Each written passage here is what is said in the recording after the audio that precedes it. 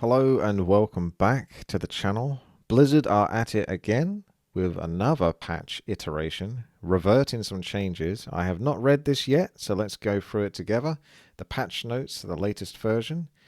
While this is a work in progress and subject to change, we are now planning to go live with this 2.0.2 on April 15th. At the moment I'm recording this on the 5th of April, so that's 10 days. Supposedly. Our biggest thanks to everyone who participated in the PTR and provided feedback. For any tournaments currently underway, that's Grubby's tournament they're referring to, it will be up to you to decide which version you will continue your tournament on. Well, it depends how devastating these changes are, but I assume they're just going to play it on whatever they're going to play, and by that meaning, it's up to you to decide which version you will continue your tournament on. Do they have a choice? It's not like they can tell Blizzard to give us another version of the patch. I can't choose in my Warcraft 3 to play on patch 2.01 versus the latest 2.02, right? So I don't know how they have a choice in that regard, but yeah, they'll be fine, I think. New changes in this build. The world editor says item slow orb version AIOS changed to be based off of Shadow Strike instead of slow. This may change how custom abilities previously copied from item slow's orb version function. So perhaps this means that slow can stack with this orb? If it could, that would be certainly very interesting, because they're essentially separating it from an already another version of slow. Either way, that's kind of funky. Any map makers in chat can decipher what that really is all about. So we got items. Vampiric potion removed from the drop pool. Well, I said this needs to happen in both iterations of when I saw this item, and it has actually happened. I don't really see it serving any purpose other than frustration. I think this item is just there to make it feel like, oh, I was just about to kill them and now they've just got all their health back and they're doing lots of damage to me. Well, that's fantastic. And obviously on certain heroes this is going to be busted as heck. Blade Master Demon Hunter, as I usually complain about. So yeah, that's just for the best. Replace it with something more unique, more generalistic, perhaps can be utilized as a strategic item rather than just click it and then just get all your health back sort of through auto attacks. There is some strategy to that, but yeah, I prefer something more interesting. Sentry Ward, Lightning. I know Lightning Shield's busted and we removed that, but practical things you can apply to units or create. Yeah, I'm sure we could come up with examples, but I'm not getting paid by Blizzard to do so. So Rune of Lesser Healing removed from the drop pool. That's fine. I don't really feel like that needs to be there, so whatever, get rid of that. Sentry Ward Vision is reduced from 1600 to 1200. They knocked it down to 1000. Now they've compromised at 1200, which is fine. It's on the lower end, obviously, but it is still slightly above that 1000, so you get a bit more range. And I think Grubby was saying basically a mortar team is like 1200 range, isn't it? Basically, something like that, give or take. So you look at it from that point. Imagine a mortar team attacking from max range from like here to like here or something. You think of it that way. That would be how much vision you kind of get. 1150 is a mortar team. Okay, very specific there, Mike. Human reverted the siphon mana range. Now that is odd. I want to see what comes from this. Orb of Slow. There's nothing else to that. I don't know why they've done that. It feels like there needs to be a nerf to the Blood Mage Siphon mana. In an ideal world, I've said this before, it should ramp up the amount of mana that it drains. It drains 5 on the first tick, 10 on the second tick, 15, and so on, until it reaches a cap, whichever level you are on. That would be the best fix. However, programming that probably isn't too easy since it isn't in the base game as a default. So, and I don't know how you would program that. It's still leashed from 800 to 700, you say, Siphon. So what did they do? I thought they knocked it down 100 one time, and now they're reverting it.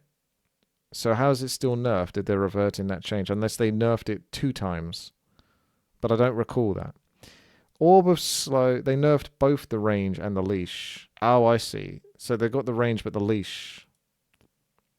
So they've still got the long range, but the leash cuts off quicker, which is better. I think. But I still think both. If you can't make it so that he reduces your mana gradually, then this is the next best thing, is to make it so he can't just do it from across the side of the map, which is basically where we're at right now. If he's even remotely close to you, he can reach you, trust me. It's really bad. So you have to keep your heroes back, and then they're just useless, and that's not really fun, is it? It kind of goes against the whole side of the game. It's like, sure, for this moment I'll keep my heroes back, but then 4 or 5 seconds later he just siphon manages you again. So you basically theoretically have to keep your heroes back all the time. And where's the interest in strategic value there if you just have to stay back the entire time? It's only if you have to do it once or twice, you know, in between, but you can't realistically do that because you don't move at 900 mile an hour. Orb of Slow proc chance reduced from 30 to 15% to 25 to 10%. Orb of Slow debuff is no longer dispellable or stealable. Now that is strong. If it's no longer dispellable, that's pretty strong. I still think Orb of Slow isn't the best answer. I think it's a stopgap for the time being. I think people suggested some sort of incinerate or perhaps an orb that reduces the damage of the target. So kind of like the Firelord Searing Pain type of deal, where it would slow down your attack speed and your damage whenever you're hit with this orb for, like, say 3 to 5 seconds. So it could be an effective debuff. At the moment, if it lasts for 5 seconds on heroes and 10 seconds on units and it can't be dispelled, that's pretty strong. Not massively strong, because if an Orb of Lightning Purge proc hits on you, then you stand still for a moment and then it takes you about 3 seconds to recover, so that's almost like 5 seconds anyway. But yeah, you get what I'm saying. I'm not a biggest fan of Orb of Slow. I feel like it's just one of those things that is going to be obnoxious more than it's going to be entertaining, right? It's going to be really bad to be on the bad side of it when things you don't have the answer to it. Orb of Slow debuff now stacks with Sorceress Slow. Holy Light cooldown increased. So yeah, that's pretty big, obviously. Should be funny to see those stack, actually. That would be interesting. I don't think slow is a fun mechanic, if I'm just going to put it that way. But it is what it is. For the time being, this is what we got. I think something that's not quite so obnoxious but more impactful gameplay-wise would be better, like I say, a debuff to attack, damage, and speed.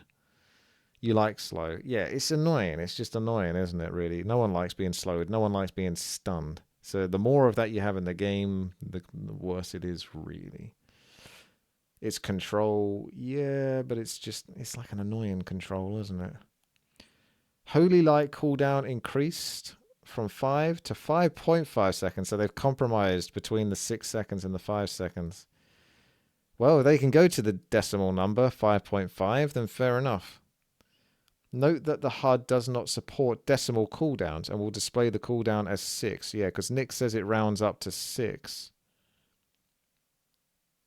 I always thought it rounded up to 6 because that's how it was, not because the HUD didn't support the visual. So it's still actually being 5.5, but it will say 6. I'm surprised they went with that change then, because normally they try to be OCD about things being nice and tidy, I suppose.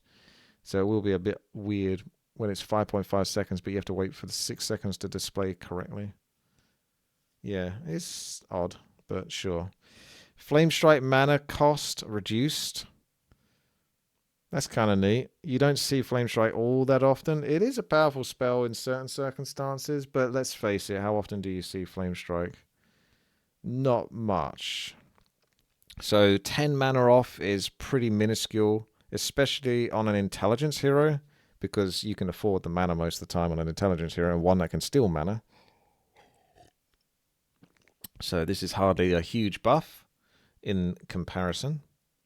Defend deflection chance reduced from 30% to 25%. So that's, what, it's a 20% nerf, is it? Or some 15% nerf.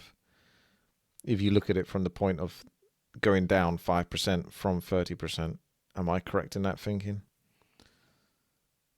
See, we do 5, 10, 15, 20, 25, 6 slots. So 6 slots to 15 is basically 100%. So wouldn't it be a 15% nerf going down to 25% from 30%? I think.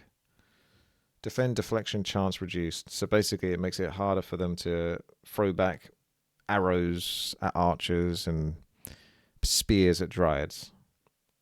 Defend is pretty obnoxious, so sure. Orb of Lightning damage for orcs against summon units increased from 150 to 200. So I think they were trying to bump it to 300 damage, right? Weren't they? And I suggested that's not a great idea. Try to at least go in between, something like 225, or you know what I mean. To jump up like to double the damage didn't make much sense. So that will make Orb of Lightning a bit better against summons without making it super overpowered. Wind Rider movement speed reduced. Now this is interesting, from 320 to 310, because they are sprightly little buggers, I'll tell you that much for sure. Especially when they're going behind the tree line and back.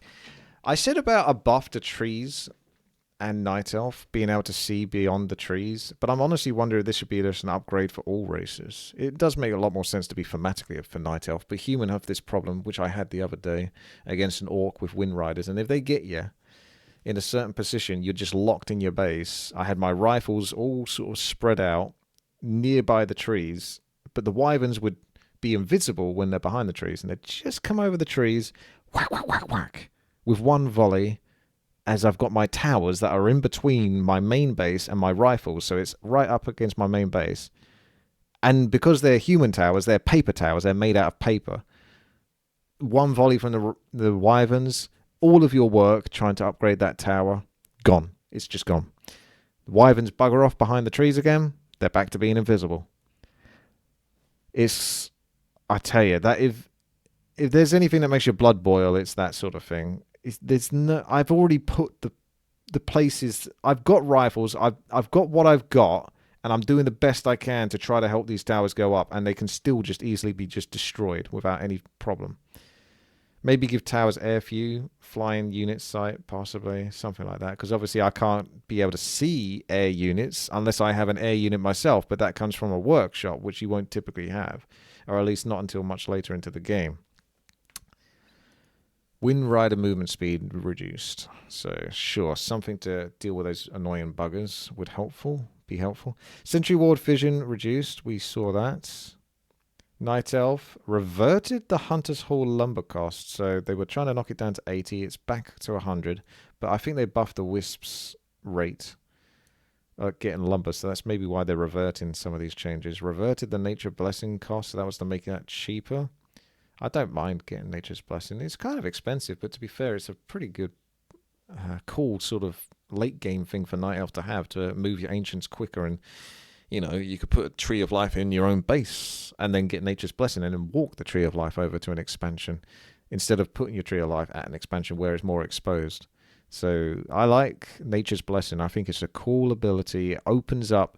It's really nice when races have this kind of upgrade that makes stuff that you might have used at tier 1/tier 2 viable again at tier 3, for example. And I feel like Nature's Blessing is one of those things. It's just neat. Reverted Moonstone duration. So again, that's just gone back to the normal 30 seconds because they made it 30 seconds to 45 seconds. Then they took the 45 seconds to 35 seconds. So are they just making it 30 seconds now? So there's no difference. Maybe. Reverted Mountain Giant food cost. Probably for the best, but Mountain Giants are so tricky. If they could make Giants cost 6.5 food, like they did with the Paladin 5.5 cooldown on his Holy Light, something like that, then maybe that would be a good spot for Mountain Giants. But they're always a tricky unit because they were like either never used or they got nerfed down, they got buffed. So they were 6 food instead of 7 food, and they got the double taunt thing. And then just everyone was building Mountain Giants. It was just nothing but Mountain Giants. Very tricky unit. I thought it would be kind of funny if there was like 2 versions of the Mountain Giant you could build. A cheap one, which is essentially like half the cost, not quite as good as half of the big one that you would build, but it's like a lesser version. You know, kind of like World of Warcraft when you destroy these golems and then they break into smaller pieces and stuff like that. But you could have one of these that could do that, perhaps. That would be funny, wouldn't it?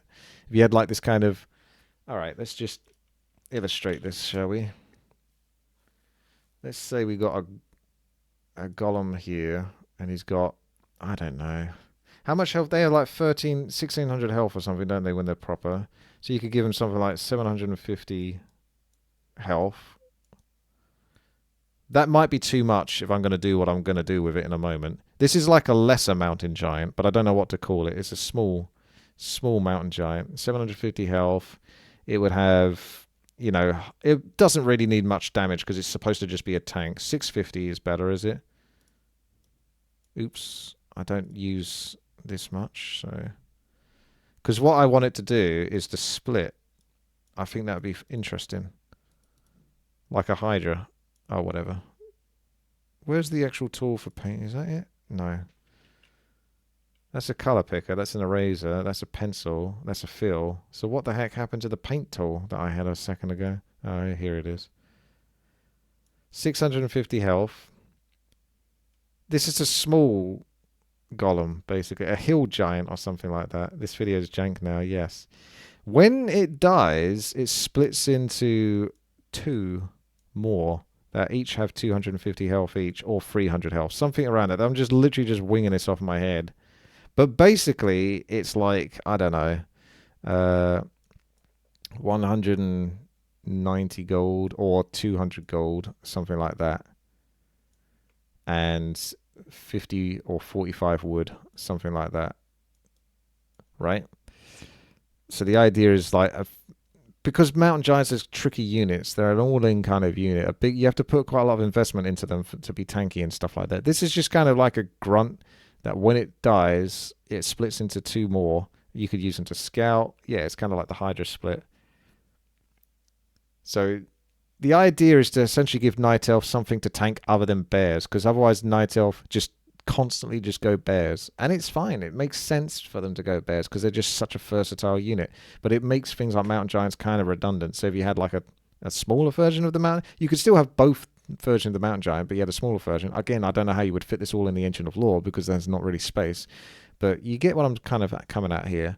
It's like interesting to come up with ideas like that. At least give them some sort of mid-range unit that could help maybe tank for dryads. You could go smaller mountain giants and mass dryads. That could be fun for Night Elf to try, rather than going all in on bears all the time. They might do that all the time and then everyone will hate it. I don't know, but it's just an option. Upgrade Moonglaves. Cost increased. Oh. They're making Huntresses cost a bit more to upgrade the Moonglaves. That's quite expensive, really, for a tier 2, just to give those Huntresses 1 extra bounce. But, sure. It's Night Elves, so screw them. Upgrade Moonglade's research time increased from 35 to 60 seconds. Bloody hell, man. They're really worried about Huntresses being like the only unit used as Night Elf now. I mean, I guess you could argue that they made Huntress have heavy armor now, so they're kind of performing that duty that a mountain giant might perform that I was just talking about a moment ago, a smaller one. I said that I kind of wanted Huntresses to have 100% damage reduction to everything. The reason why I said that was because they wouldn't be completely redundant from tier 2 to tier 3. Remember what I was saying about units still being valuable from tier 2 and tier 3, rather than it always just being linear. If you make them heavy armor, it's much easier to counter them at tier 2 to tier 3. You get way more options to counter heavy armor. It's not like it's impossible to go Huntresses if they've got heavy armor, but it's just, I'm just saying. Huntress, if you want a link to this, I'll link it in the chat as well. Huntress movement speed reduced from 350 to 340. I mean, that's pretty freaking fast. That's faster than a hero. But I don't know. I'm not the biggest fan of reducing their movement speed, because it feels like to compensate for the buffs they're getting kind of a bunch of nerfs, so will they still get played? They're very fast, but they're kind of supposed to be fast. It's a very small reduction to movement speed, and 340 is still very quick. There's very few things that are as fast as that. So they'll still be fast. Chimera movement speed increased. Didn't they say they were going to increase this beforehand? So that's still the same as far as I know. Reverted ritual dagger charges and costs. So that's basically, yep, gone back to what it was. Cripple mana cost reduced. This is kind of cool. I already use this spell when I go Necromancer. It's quite a lot. Frostworm air attack now has an area of effect, same as ground attack. That's really big. The splash damage will only affect enemy air units. Where this becomes a lot more valuable is against machines, flying machines, gyrocopters, stacked up air units and stuff like that. Frostworms struggle big time versus that. You're just super, super hard countered against that. If you could have good control, frost armor, coils on your frostworms, and the enemy haven't got too many flying machines, you'd have way more of a chance to actually defeat them. The enemy would then have to counter this by really spreading those flying machines out, which isn't too easy to do. Frostworm ground attack splash damage will no longer affect air units. I think that's just for the sake of, if they hit the ground, they don't get the benefit of hitting air at the same time, because otherwise you just target the ground and hit both. Frostworm ground and air attack range increased. That's pretty darn big. I think that gives them a lot more value now. That's a big change, that one. The increased range. They can duck back and forth much faster. Disease clouds are spawned on Abomination Death no longer have collision. I didn't know that they did. And there you go. That is the changes. So a lot of reverted stuff. Orb of Slow looking a lot stronger now than it did beforehand. So it's definitely an improvement on the Orb of Fire, without a shadow of a doubt. But it's kind of it's still an obnoxious kind of ability, isn't it? Sort of to slow something down. So it's not the greatest. But it will do for now, I suppose. And there you have it. If you have any thoughts on these changes, let me know. Thanks for watching, and I'll see you in the next one.